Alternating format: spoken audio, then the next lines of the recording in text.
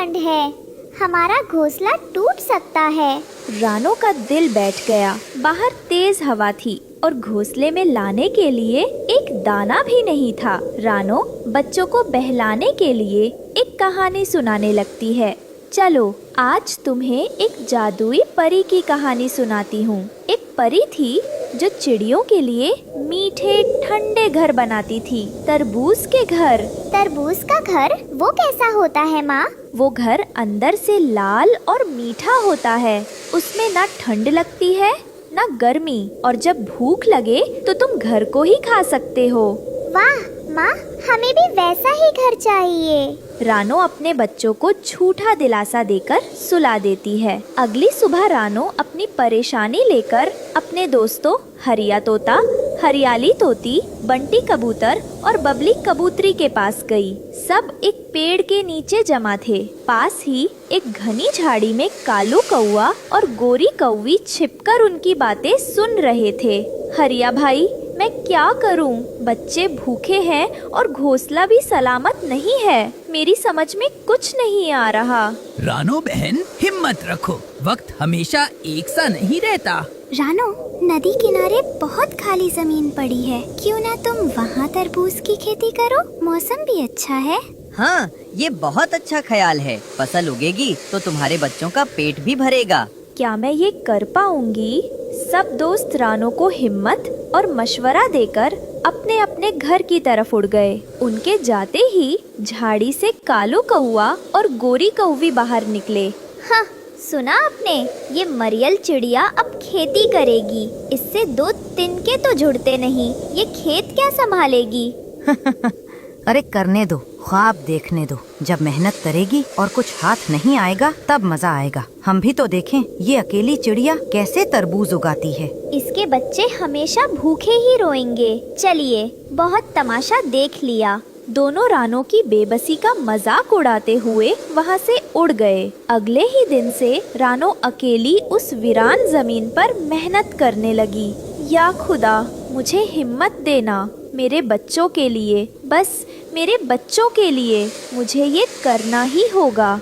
रानो सुबह से शाम तक काम में जुटी रहती। उसकी आंखों में अब एक ही ख्वाब था, तरबूज की हरी भरी बेलें और अपने बच्चों के लिए एक महफूज घर। उनकी मेहनत रंग लाई। जमीन पर हरी हरी बेलें फैल गईं और छोटे छोटे फूल खिल उठे। रानो अपने बच्चों को खेत दिखाने लाई। बेटा, इन्हीं फूलों में हमारा तरबूज का घर छुपेगा। सच माँ? जादुई परी आ गई क्या? हाँ मेरी बच्ची, हमारी मेहनत ही हमारी जादुई परी है। बेलों पर अब छोटे छोटे तरबूज लगने लगे थे। रानो की खुशी का ठिकाना नहीं था। तभी आसमान में एक साया मंडराया। वो शिकारी चील थी। वाह रानो, आजकल खेती बाड़ी होने लगी है। ये सब क्या है? शिकारी चील, ये मेरे बच्चों के लिए है, बस थोड़ी सी फसल। ये जंगल मेरा है, यहाँ जो भी उगेगा वो मेरा है, या फिर सब तबाह हो जाएगा, समझी तुम? चील धमकी देकर उड़ गई। रानो का दिल खौफ से भर गया। दूर झाड़ियों में छिपे कालू कौवा और गोरी कौवी ये सब देखकर खुश हो रहे थे। देखा, अब आएगा मजा। एक तरफ जालिम चील और दूसरी तरफ हम। देखते हैं ये कैसे बनाती है अपना घर। चील की धमकी से उसका दिल कांप रहा था। उसे अपने बच्चों का भूखा चेहरा याद आया और वो फौरन अपने दोस्तों से मदद मांगने निकली। नहीं, मैं अपनी मेहनत ऐसे बर्बाद नहीं होने दूंगी। वो मेरी मदद जरूर करेंगे। वो सबसे पहले हरिया तोता और हरियाली तोती के घर पहुंची। हरिया भाई, गजब हो गया। क्या हुआ रानो बहन, आप इतनी घबराई हुई क्यों हैं? वो शिकारी चील, वो मेरे खेत को तबाह करने की धमकी दे गई है। कहती है सारी फसल उसकी है। चील? हरिया भाई, आपने ही कहा था कि आप सब मेरे साथ हैं। क्या आप आज रात खेत की रखवाली में मेरी मदद कर सकते हैं? मैं अकेली उस जालिम का मुकाबला कैसे करूंगी? रानो बहन, वो चील बहुत खतरनाक है। अगर उसने हमें आपके साथ देख लिया तो वो हमारे घोंसले को भी नहीं छोड़ेगा। हमारे भी छोटे बच्चे हैं। आप हमें माफ कर दें। वो बिना कुछ कहे बंटी कबूतर के घर की तरफ उड़ चली। बंटी भाई, बबली बहन। कहो रानो बहन, सब खैरियत? बंटी भाई, मेरी मेहनत खतरे में है। चील। चील? उसका नाम सुनकर ही हमें डर लगता है। भाई, बस आज रात पहरा देना है। रानो बहन, मशवरा देना एक बात है, लेकिन चील से दुश्मनी लेना ये हमारी बस की बात नहीं। हम तो वैसे ही सीधे साधे कबूतर हैं। आप उस खेत को छोड़ क्यों नहीं देती? जान है तो जहान है। ये सुनकर रानो सुन पड़ गई। उसे एहसास हो गया कि इस मुश्किल घड़ी में वो बिल्कुल अकेली है। वो अपने दोस्तों को कोई जवाब दिए बिना वापस अपने खेत की तरफ लौट पड़ी। कोई बात नहीं, अगर मेरे दोस्त नहीं आ सकते तो क्या हुआ, मैं खुद अपने बच्चों का घर बसरने से पहले उजड़ने नहीं दूंगी। रानो ने अपने बच्चों को घोंसले में महफूज किया और खुद खेत के पास एक ऊंचे पेड़ पर छिपकर बैठ गई। वो रात भर जागकर अपनी फसल की रखवाली करना चाहती थी। बस थोड़ी देर और ये रात बस कट जाए। लेकिन दिन भर की मेहनत और रात भर के पहरे से रानो थक चुकी थी। सुबह होने से ठीक पहले उसकी आंख लग गई। जब रानो की आंख खुली तो सूरज निकल आया था, लेकिन सामने का मंजर देखकर उसके पैरों तले जमीन खिसक गई। माँ, ये सब किसने किया? खेत तबाह हो चुका था। सारी बेलें उखड़ी पड़ी थी। छोटे छोटे तरबूज कुचले हुए थे। रानो समझ नहीं पाई कि ये काम चील का है या किसी और का, लेकिन उसकी दुनिया उजड़ चुकी थी। माँ, हमारी फसल, ये सब किसने किया? रानो वहीं जमीन पर बैठ गई। उसकी आंखों से आंसू भी नहीं निकल रहे थे। वो बस अपने कुचले हुए ख्वाबों को देख रही थी। रानो के बच्चों का रोना सुनकर हरिया तोता, हरियाली तोती, बंटी कबूतर और बबली कबूतरी भागे भागे आए। तबाही का मंजर देखकर सब खामोश हो गए। रानो बहन, ये क्या हो गया? रानो ने धीरे से एक टूटे हुए तरबूज के टुकड़े को उठाया। वो अभी पका भी नहीं था। तभी वहाँ कालू कौवा और गोरी कौवी भी आ गए। अरे रे रानो, ये क्या हाल बना रखा है खेत का? बड़ी आई थी तरबूज का भर बनाने वाली। अकेली चिड़िया से इतना ही होता है। ख्वाब देखने से घर नहीं बनते रानो, नसीब भी कोई चीज होती है। कालू और गोरी की जहरीली बातें सुनकर रानो का दिल पूरी तरह टूट गया। वह अपने दोस्तों की तरफ भी नहीं देख पाई। मेरा जादुई घर, मेरी परी, सब खत्म हो गया। या खुदा, इस जालिम दुनिया में गरीबों के लिए कोई घर नहीं बनता, कोई घर नहीं बनता। जंगल की सुबह आज बहुत उदास थी। हरिया और बंटी कबूतर भी शर्मिंदा थे कि वे रानो को अकेला छोड़ गए थे। तरबूज का घर बनने से पहले ही उजड़ चुका। जंगल में जीवन मेरा अनंत, खुशबू भरी बहार मेरा श्रृंगार है। जंगल मेरा घर है, सबसे मुझे प्यार है। तभी अचानक झाड़ियों में कुछ सरसराहट होती है। रानो चौंक कर देखती है। यह आवाज कैसी थी? कोई छिपा हुआ है क्या? झाड़ियों से एक सुंदर लेकिन रहस्यमयी नागिन बाहर आती है। उसकी आंखें चमक रही थीं। डरो मत रानो, मैं तुम्हें कोई नुकसान नहीं पहुंचाऊंगी। मैं इस जंगल की जादुई नागिन हूँ। जादुई नागिन? क्या तुम सच में जादू कर सकती हो? हाँ, मैं इस जंगल की रक्षक हूँ, लेकिन एक बड़ी मुसीबत आ रही है। मुसीबत? कैसी मुसीबत? एक लालची शिकारी इस जंगल में आ रहा है। वह चिड़ियों और जानवरों को पिंजरे में बंद करके बेच देगा। हमें उसे रोकना होगा। रानो चिड़िया डर जाती है, लेकिन फिर हिम्मत जुटाती है। हम उसे कैसे रोक सकते हैं? मुझे एक जादुई पंख चाहिए जो पहाड़ की चोटी पर रखा है। अगर तुम मुझे वह पंख ला दो तो मैं अपनी शक्ति से शिकारी को भगा सकती हूँ।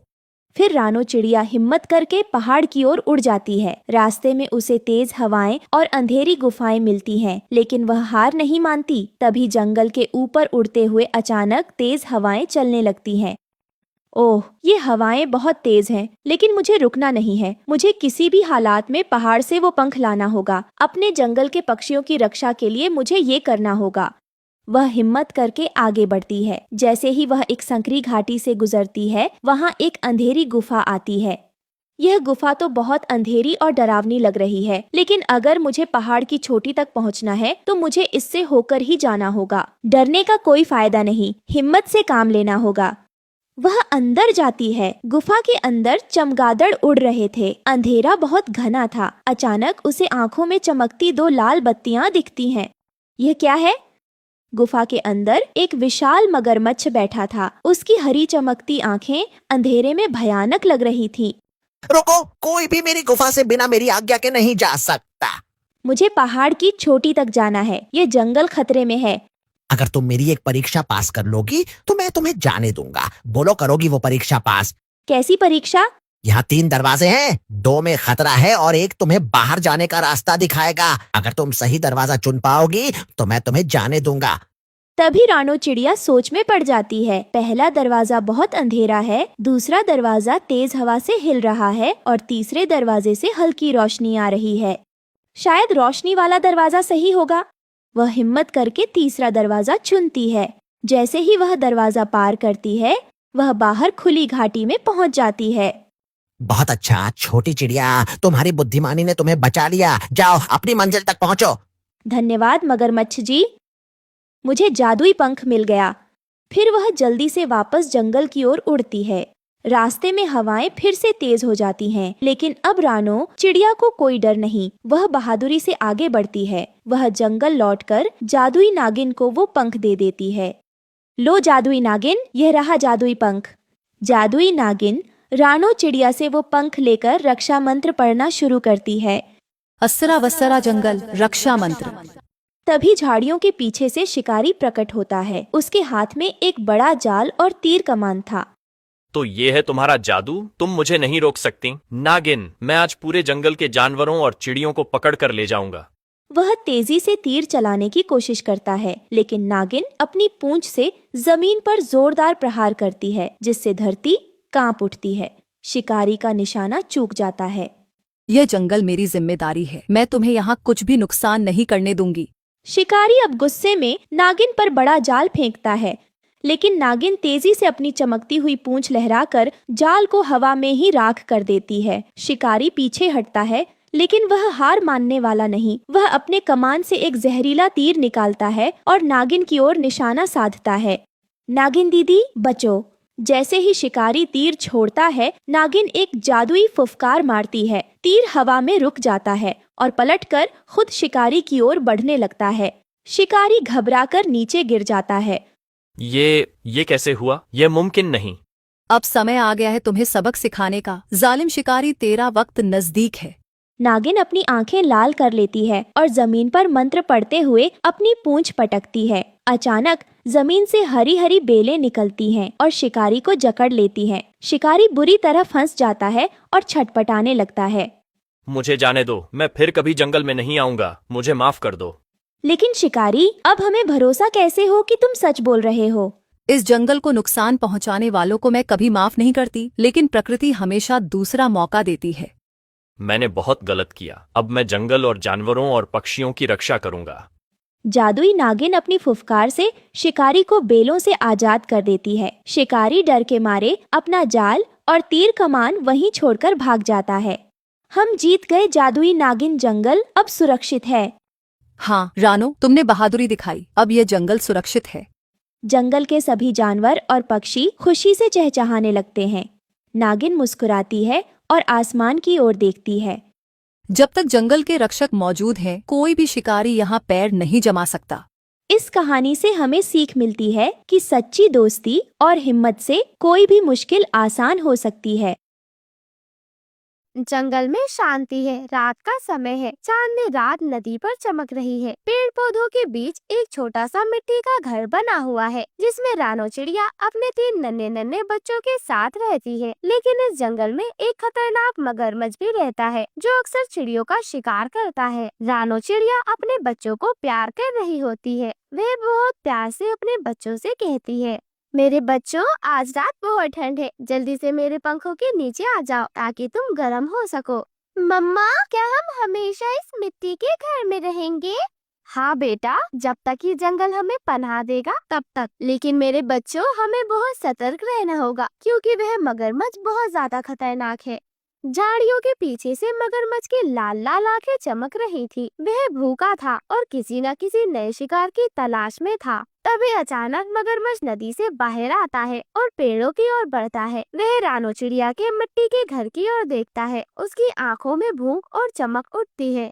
ओहो, आज बहुत दिनों बाद स्वादिष्ट भोजन मिलेगा। मेरी भूख तो अब असहनीय हो चुकी है। और देखो, वो रही नन्ही नन्ही चिड़िये। कितने दिनों से मैं इनका इंतजार कर रहा था। आज मेरी दावत पूरे होने वाली है। वह अपनी मोटी जीभ से अपने होठों को चाटते हुए धीरे धीरे मिट्टी के घर की ओर बढ़ता है। वह मगरमच्छ बहुत खुश था और अपने मन ही मन में बड़बड़ा रहा था। छोटे छोटे नरम नरम मासूम बच्चे, जैसे ताजा मीठा फल। एक बार मैं इन्हें पकड़ लूं तो फिर कोई भी मुझे नहीं रोक पाएगा। इस बार कोई चालाकी नहीं, कोई भागने का मौका नहीं दूंगा। रानो चिड़िया, अब तुम बस मुझे रोक नहीं सकती। हा। वही रानो चिड़िया को भी खतरे का आभास हो जाता है। वह अपने बच्चों को अपने पंखों के नीचे छिपा लेती है, मगर मगरमच्छ बहुत ही चालाकी से घर के पास आ जाता है और अपने विशाल जबड़े से उस मिट्टी के घर को तोड़ देता है। रानो चिड़िया के तीनों बच्चे मगरमच्छ के पेट में समा जाते हैं। अरे नहीं, मेरे बच्चे, मेरे मासूम बच्चे। वहीं वह दुष्ट मगरमच्छ अपनी भूख मिटाकर मुस्कुरा रहा होता है और नदी में वापस चला जाता है। रानो चिड़िया टूट चुकी थी, उसका घर भी बर्बाद हो गया था। रानो चिड़िया बिल्कुल अकेली रह गई थी। रानो चिड़िया नदी किनारे बैठकर जोर जोर से रो रही होती है। तभी एक बूढ़ा कछुआ उसके सामने आता है। कछुए का नाम कालू कछुआ था।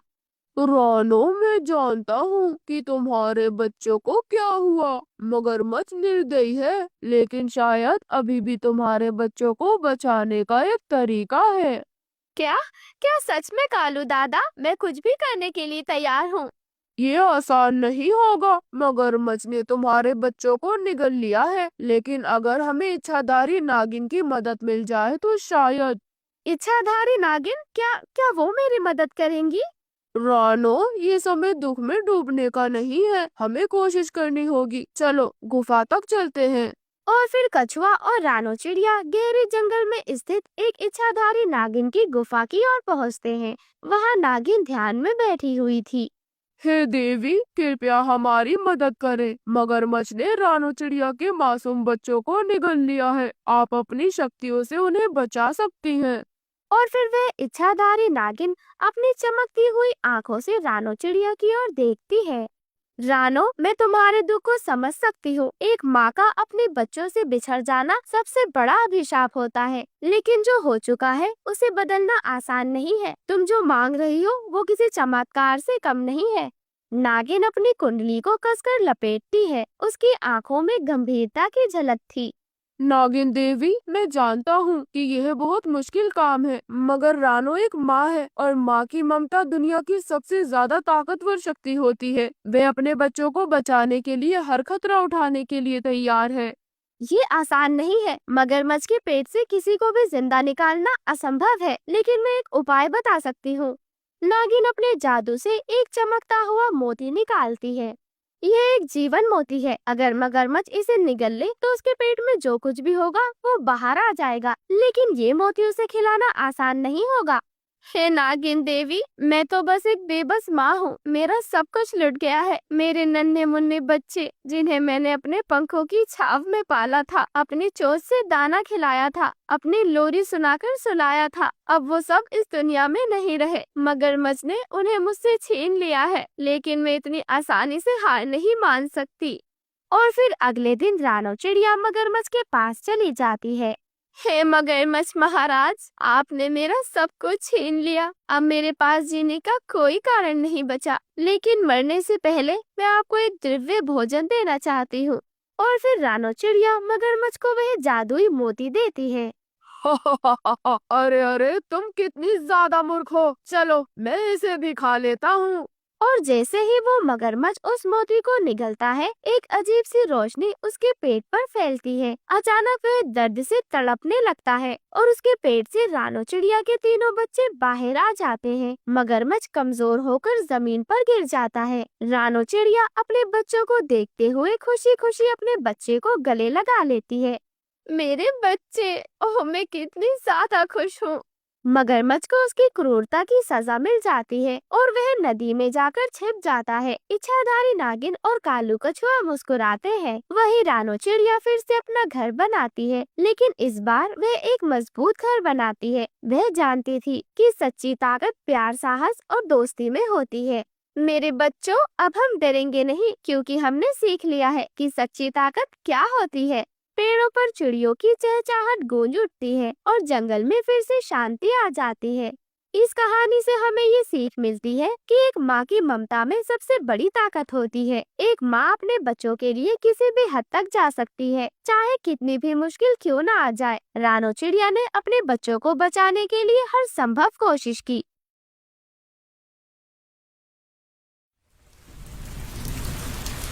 जंगल में 2 दिनों से लगातार भारी बारिश हो रही थी। आसमान से काले बादल हटने का नाम ही नहीं ले रहे थे। तभी चिंटू कुक्कू से कहता है, कुक्कू कुक्कू देखो, ये बारिश कितनी अच्छी लग रही है। चलो हम बाहर की डाली पर जाकर भीगते हैं। क्या चिंटू? नहीं नहीं, मुझे नहीं भीगना। मुझे तो बारिश से बहुत डर लगता है। जरा देखो बारिश कितनी तेज है। अगर इस बारिश में हम बह गए तो? और ऊपर से देखो आसमान से बिजली भी कड़क रही है। अरे यार कुक्कू, तुम भी ना बिल्कुल ही डरपोक हो। क्या हुआ? आप दोनों क्या बातें कर रहे हैं? अरे दीदी देखो, ये चिंटू कह रहा है कि हम बारिश में बाहर भीगते हैं।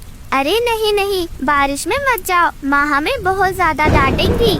अरे तुम दोनों ही डरपोक हो। जरा मुझे देखो, मैं ऐसी बारिश में बिल्कुल भी नहीं डरता।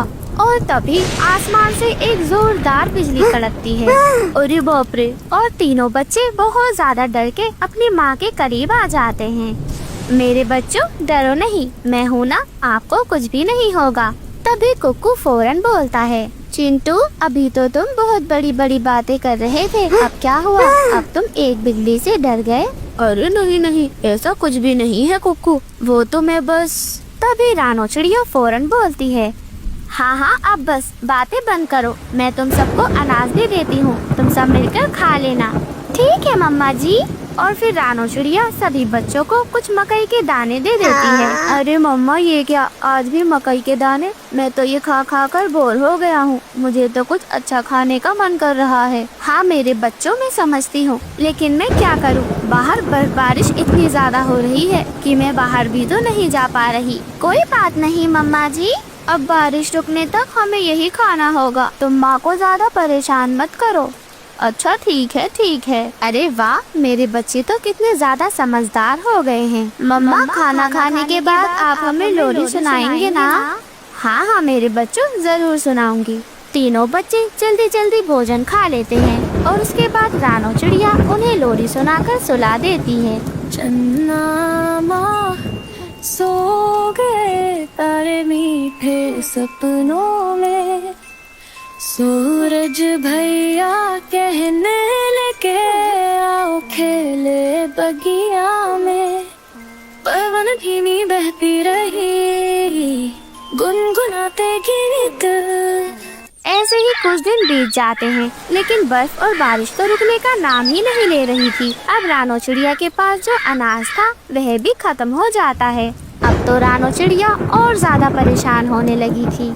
अब तो घर में जो भी अनाज था वो भी खत्म हो गया है। पता नहीं अब मैं बच्चों को क्या ही खिलाऊंगी। तभी गुड़िया अपनी मम्मा से कहती है, क्या हुआ मम्मा जी, आप क्या सोच रही हो?